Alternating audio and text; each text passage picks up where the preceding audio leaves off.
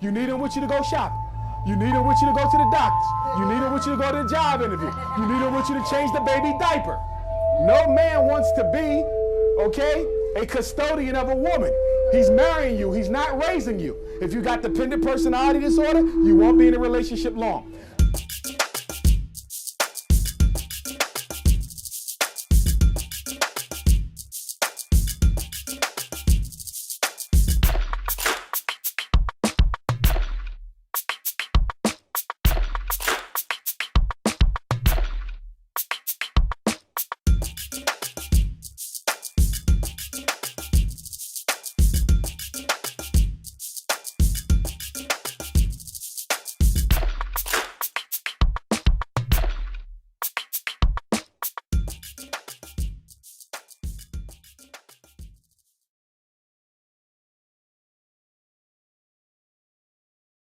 I get this question everywhere I go. I was with him all these years. I got pregnant. He didn't marry me. I'm going to tell you why men tend not to marry their baby moms. A lot of them do.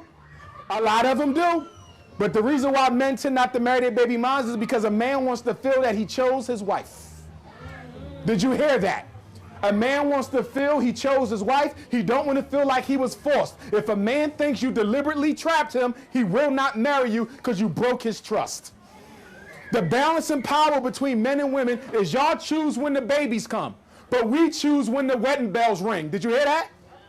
Y'all choose when the babies come, but we choose when the wedding bells ring. And if you choose that baby before the wedding bell rings, you may never hear it.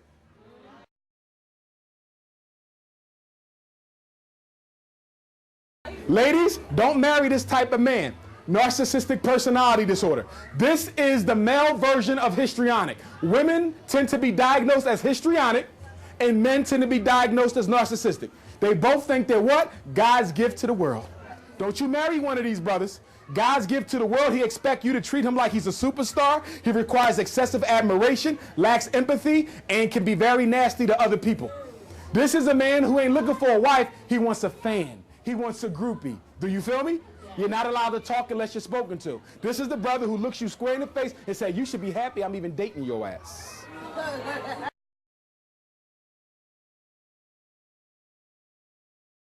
Okay, low self-esteem, don't think you can do better, pathological loneliness, you can't stand to be alone long enough to fix your problems, emotional neediness, low self-worth, or you got a core belief that you deserve punishment.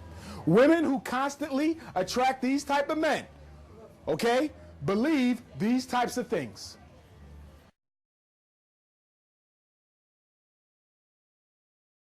Know your non-negotiables. When you meet a man and you digging him, it's important to put out your non-negotiables. A man has no right to know your personal information early in a relationship, but he does have a right to know your non-negotiables. This is to protect you and make sure you're not wasting your time. Let him know, when I get pregnant, if I have a child, I expect to be home for the first 2 years of my child's life. I'm not throwing him into the daycare. He need to know that. You don't throw that on him once you get pregnant, okay? That's very important. Put your non-negotiables out there. The problem is you don't put them out. You want to hide them because you don't think they're too attractive, and then you want to throw them on them at the last minute, and it destroys the relationship.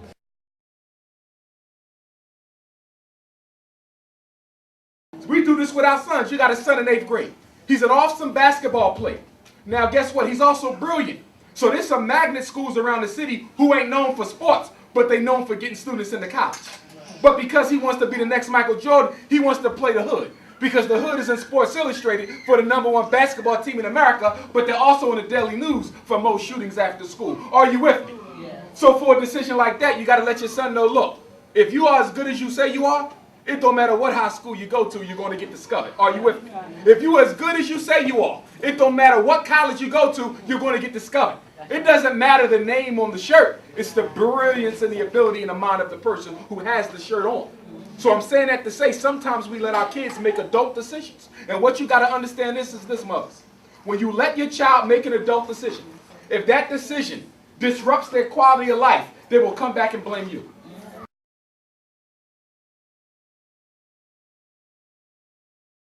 Where the grandmom is raising the kids, and the daughter is leaving the kids on the grandmom with no guilty conscience. Do you want to know why? I know because I talk to these girls. You know what they tell me in high school? They say, Mr. Johnson, if she didn't let me, let my boyfriend. If she didn't let me let my boyfriend spend nights in her house, I wouldn't be pregnant. So because she let me mess my life up, she's also partly responsible. So when I leave my kids and go out all night, no, I'm not guilty. You want to know why? Because if she was doing her job as a mother, I would have never had those children. Are y'all with me? Understand this. Sometimes I know it's difficult to look your child in the eye and take something from them that you know that they want. I know it's difficult, but I always want you to say this to yourself whenever you're faced with a situation like that. Will he love me 10 years from now for having done this? Or will he hate me 10 years from now from having done that? Do you follow me?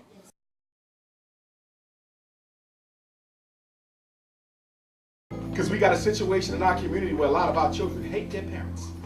They're hating their mothers because you put men in front of your sons. You're putting men in front of your daughters. Let me tell you something about a child. You cannot lie to the spirit of a child. When that man comes in that house, the child knows right here in their heart whether he's here for my mother or here for me too. You follow me? You can't lie to a child. I got kids coming to me all the time. Boys who hate their mothers. Daughters who hate their fathers. My dad had a nerve to get remarried to somebody who wants nothing to do with his children. My dad told me that his wife wished he never even spent any more time with us. That I'm taking too much time away from him. This ain't what was said to my father, but this is what I'm hearing from children I work with in the schools. Are y'all with me? Understand this. You can have 1,000,001 husbands, 1,000,001 boyfriends, 1,000,001 bed partners. Those children are yours for life. And you better make sure you put them first and never put a man above them.